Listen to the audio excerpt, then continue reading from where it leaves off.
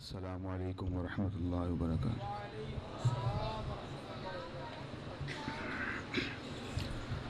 نحمده ونصلي ونسلم على سيدنا ومولانا محمد رسوله النبي الكريم الأمين المكين الحنين الرؤوف الرحيم، أما بعد فأعوذ بالله من الشيطان الرجيم، بسم الله الرحمن الرحيم، إنا أنزلناه في ليلة مباركة، صدق الله العظيم۔ إن الله وملائكته يصلون على النبي، يا أيها الذين آمنوا صلوا عليه وسلموا تسليما۔ الصلاة والسلام عليك يا سيدي يا رسول الله،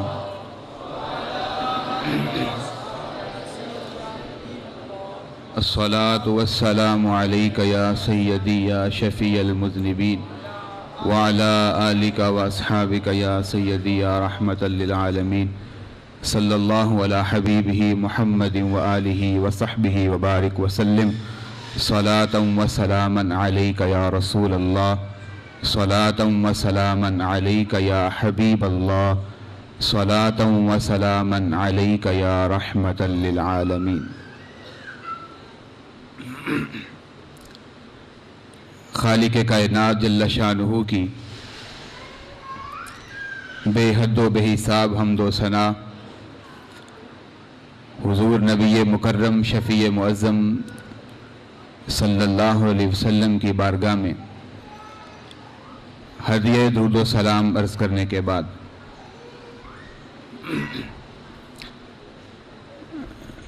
جو آیت مبارکہ میں نے تلاوت کرنے کا شرف حاصل کیا، جس میں خالق کائنات قرآن مجید کی ایک صفت کو بیان فرما رہا ہے، اِنَّا أَنزَلْنَاهُ فِي لَيْلَةٍ مُبَارَكَةٍ۔ یہ وہ کتاب ہے جو ہم نے برکت والی رات میں نازل کی ہے۔ وقت چونکہ بہت مختصر ہے، صرف اس حوالے سے ایک دو بات عرض کر کے اجازت چاہوں گا۔ اس لیلۃ مبارکہ یعنی برکت والی رات جو ہے، اس سے مراد کون سی رات ہے؟ اس سے مراد کون سی رات ہے؟ تو میں کسی تفسیر کی طرف نہیں جاتا،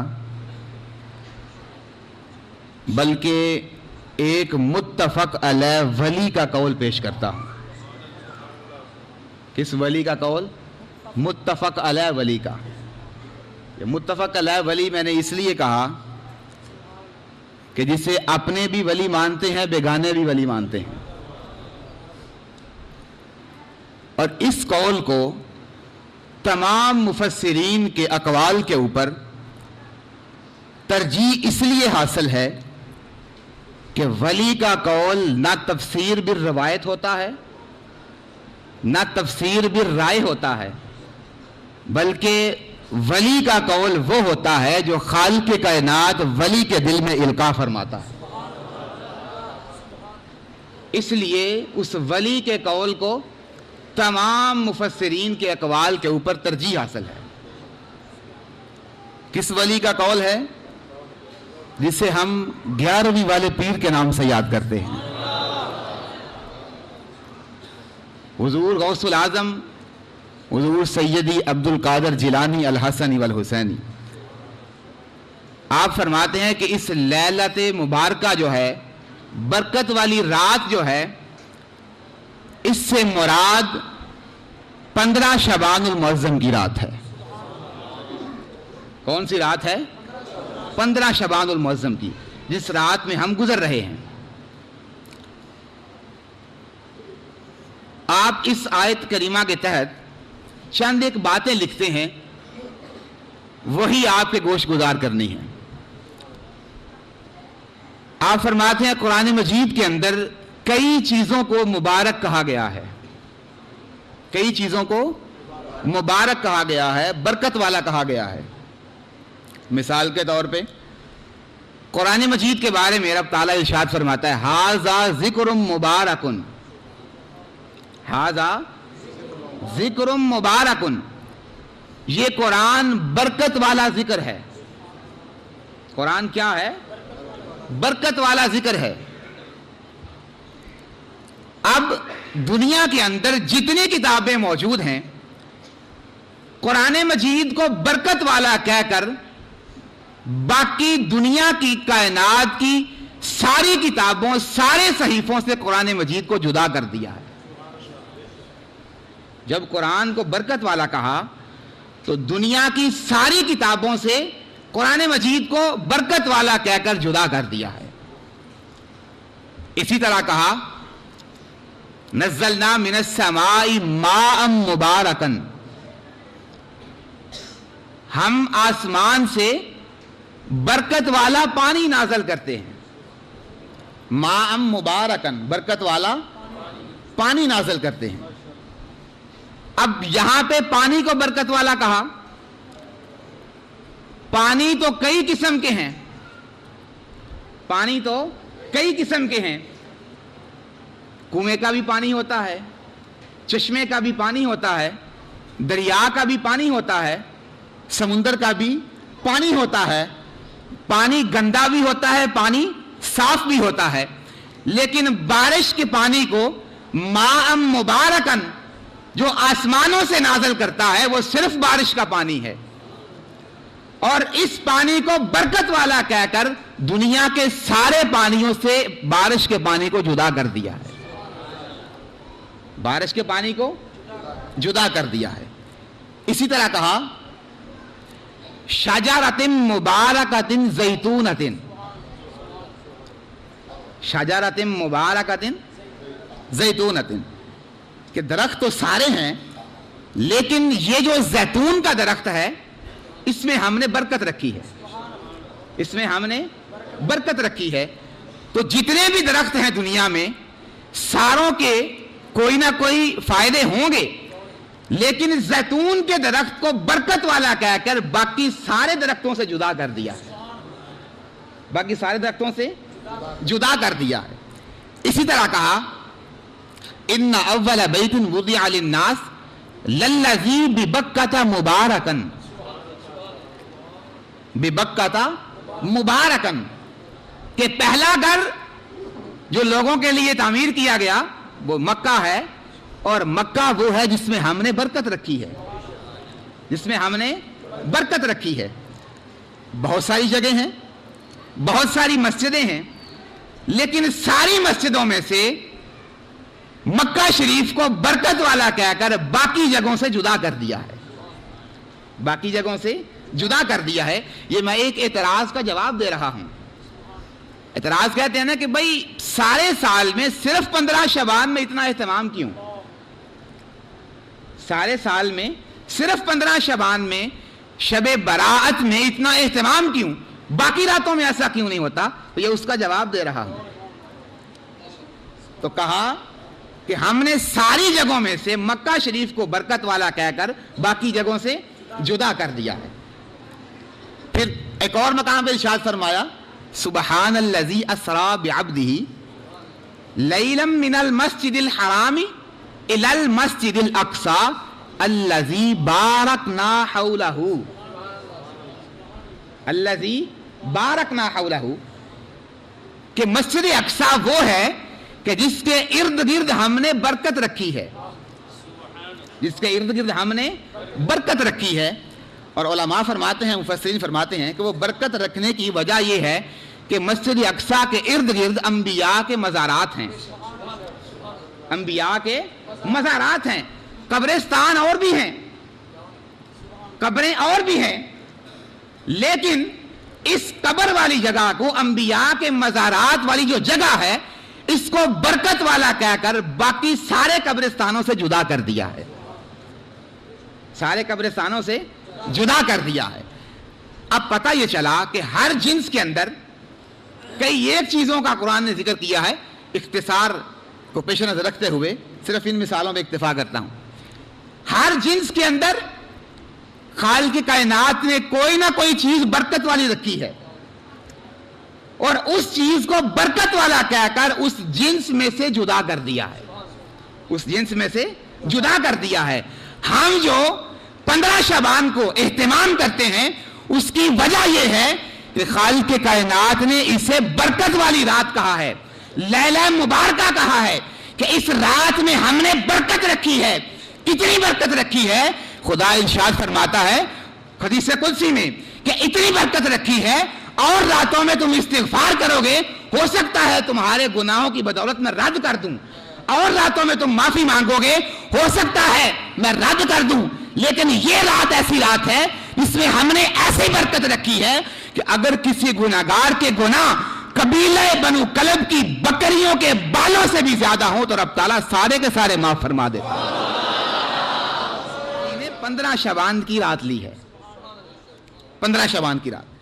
फिर एक और मजे की बात यह है कि जिस चीज में बरकत होती है ना, उस बरकत की कोई ना कोई वजह भी होती है, उस बरकत की कोई ना कोई वजह भी होती है। जो मिसालें मैंने जिक्र किया इसी को जिक्र करूंगा। हाजा जिक्र मुबारकुन,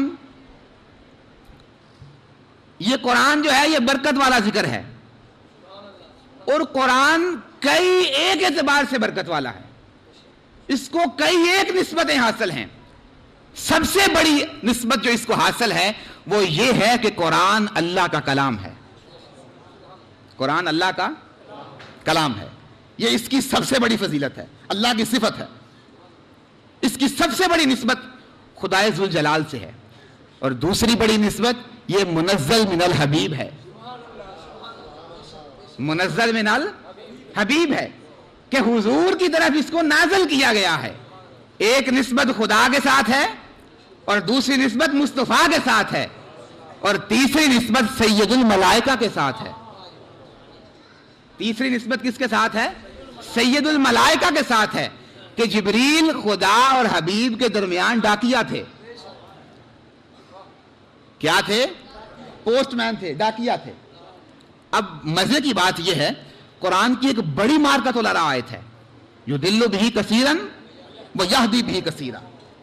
ये कुरान ऐसा है कि इसी को पढ़ के कई गुमराह हो जाते हैं और इसी को पढ़ के कई हिदायत पा जाते हैं। तो पता ये लगाना है कि हिदायत कौन पाते हैं और गुमराह कौन होते हैं। इस बरकत वाले जिक्र से जो बरकत की वजह हैं, जो बरकत की जो निस्बतें हैं, उनकी कदर करोगे तो यहदी बिही कसीरन के घरों में आओगे। उनकी कदर करोगे तो यहदी बिही कसीरन के घरों में आओगे। लेकिन अगर उन बरकत की वजहों का, उन बरकत की निस्बतों का पास ना किया तो युदिल्लु बिही कसीरन के घरों में आओगे। मुस्तफा का अदब रखा तो हिदायत पाओगे, मुस्तफा से बुग़्ज़ रखा तो कुरान पढ़ के भी गुमराह हो जाओगे। ये कुरान का इजाज है।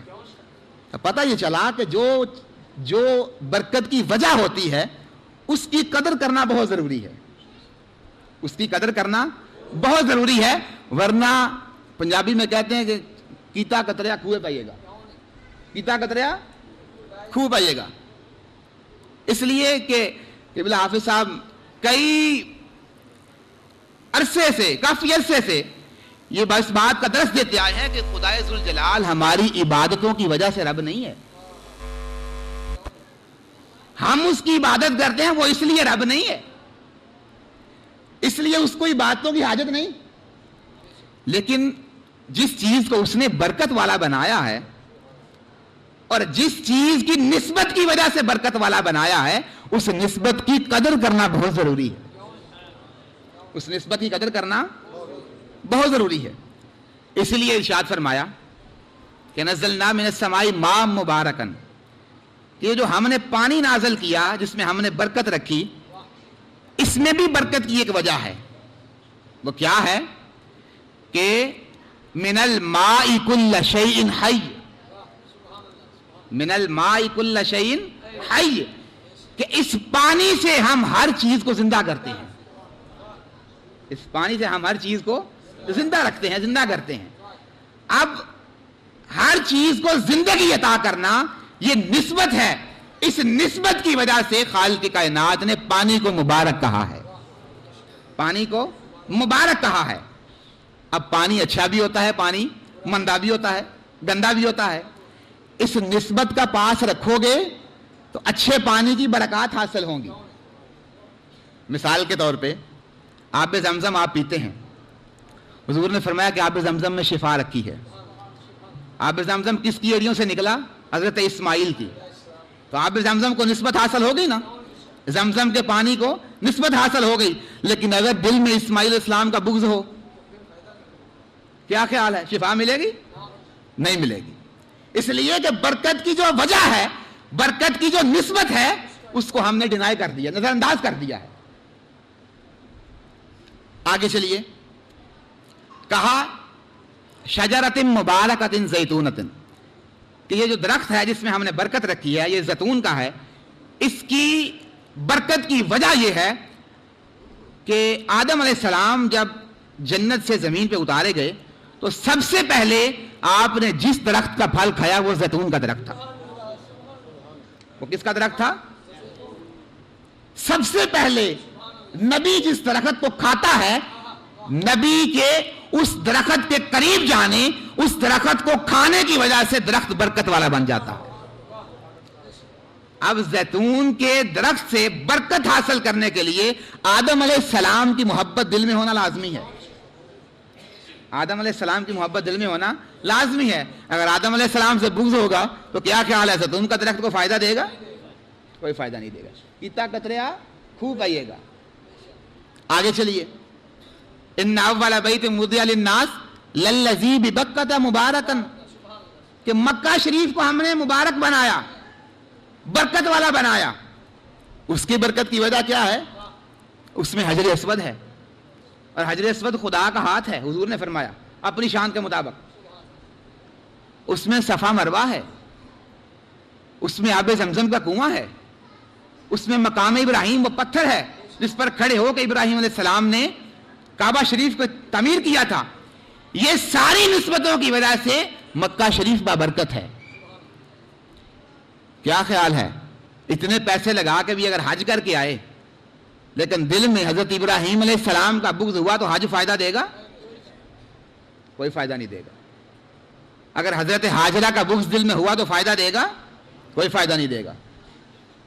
اگر حجر اسود کے بارے میں غلط خیالات ہوں تو فائدہ دے گا؟ کوئی فائدہ نہیں دے گا۔ تو مکہ شریف جو بابرکت ہے، اس سے برکت حاصل کرنے کے لیے ضروری ہے کہ جس وجہ سے وہ بابرکت ہے اس وجہ کی قدر کی جائے، اس وجہ کی قدر کی جائے۔ الذی بارکنا حولہ، کہ مسجد اقصی کے ارد گرد ہم نے برکت رکھی ہے۔ تو وجہ میں نے بتا دی کہ وجہ اس کی یہ ہے کہ اس کے ارد گرد انبیاء کے مزارات ہیں۔ پتہ چلا کہ برکت حاصل کرنے کے لیے مزارات پہ جانا ضروری ہے۔ برکت حاصل کرنے کے لیے مزارات پہ جانا ضروری ہے، ضروری ہے۔ ہاں، طریقہ شرعی ہو، وہ حد ہے ایک شریعت کی، طریقہ شرعی ہو۔ تو اگر دل میں انبیاء کا بغض ہو تو کیا خیال ہے اگر یہودی مسجد اقصی کے ارد گرد کا طواف کریں، اس قبروں کے اندر برکت حاصل کرنا چاہیں تو برکت حاصل کر سکیں گے؟ کبھی بھی نہیں، کیونکہ جس وجہ سے وہ بابرکت ہے اس وجہ کی قدر دل میں نہیں ہے۔ یہ ساری مثالیں دینے کا مقصد آپ کو ایک سینٹرل پوائنٹ پہ لانا مقصد ہے۔ وہ کیا ہے کہ قرآن نے کہا فی لیلۃ مبارکۃ، کہ یہ رات جو ہے یہ برکت والی رات ہے، ہم نے اس کو بابرکت بنایا ہے۔ اور برکت رکھنے کی وجہ کیا ہے؟ مصطفیٰ کریم کا قول ہے۔ حضور نے فرمایا الشعبان شہری، الشعبان شہری، شعبان جو ہے یہ میرا مہینہ ہے، شعبان جو ہے یہ میرا مہینہ ہے۔ شعبان کو میرے کم از کم اندازے کے مطابق، میرے خیال کے مطابق برکت والا کہنے کی اور کوئی وجہ نظر نہیں آتی۔ اور کوئی وجہ نظر نہیں آتی. صرف ایک وجہ نظر آتی ہے کہ مصطفیٰ نے شعبان کو اپنا مہینہ کہا. حضور نے شعبان کو اپنا مہینہ کہا ہے. ایمان والو، ساری رات عبادت کر کے، ساری رات عبادت میں گزار کے، ساری رات نوافل ادا کر کے، ساری رات اللہ اللہ کر کے، استغفار کر کے، اگر دل میں مصطفیٰ کی محبت نہ ہوئی تو ساری باتیں دھتکار دی جائیں گی. ساری باتیں دھتکار دی جائیں گی. اس لیے کہ اس رات کو جو بابرکت کہا ہے، اس مہینے کو جو بابرکت کہا ہے، اس کی وجہ یہ ہے کہ اس کو مصطفیٰ نے اپنا مہینہ کہا ہے. اس وجہ کی قدر کرنا ضروری ہے. اگر اس وجہ کی قدر نہ کی تو کیتا کتریا کھوئے پایا. اور برکت کتنی ہے. حضور نے فرمایا جبریل میرے پاس آئے، کہا ارفع رأسک یا محمد انظر الی ابواب الجنہ کلہم مفتوحۃ. یا رسول اللہ اپنا سر اٹھائیے، جنت کے دروازوں کی طرف دیکھیے ذرا، جنت کے دروازوں کی طرف دیکھیے ذرا. آپ زمین پہ بیٹھ کے نظر دوڑائیں تو کہاں تک نظر جاتی ہے بھائی؟ آسمان تک زیادہ سے زیادہ. لیکن جنت جو سدرۃ المنتہا کے پاس ہے، جنت جو سدرۃ المنتہا کے پاس ہے، ساتوں آسمانوں کے پار ہے، وہاں سدرۃ المنتہا کے پاس ہے. پتا چلا جبریل کا عقیدہ بھی کچھ اور ہے. جبریل کا عقیدہ بھی کچھ اور ہے. جبریل کا عقیدہ ایمان والا ہے، اور جبریل ایمان سکھانے والے ہیں کہ مصطفیٰ زمین پر بیٹھے نظر اٹھائیں تو عرش اولا تک نظر جاتی ہے، نظر نیچے کریں تو تحت الثری تک نظر جاتی ہے. تو کہا حضور اپنا سر اٹھائیے، جنت کے دروازوں کی طرف دیکھیے. آج کی رات خالق کی کائنات نے سارے کے سارے کھول دیے. کلہم مفتوحۃ فی ہذہ اللیل. آج کی رات میں سارے کے سارے دروازے کھول دیے ہیں. اور یا رسول اللہ انظر الی باب الاول ملک ینادی طوبی لمن رکع فی ہذہ اللیلہ. ذرا پہلے دروازے کے بواب کو دیکھیے، فرشتہ صدا لگا رہا ہے. کیا؟ طوبی لمن رکع فی ہذہ اللیل. خوشخبری اس کے لیے جس نے آج رات رکوع میں گزاری. انظر الی باب الثانی ملک ینادی طوبی لمن سجد فی ہذہ اللیل.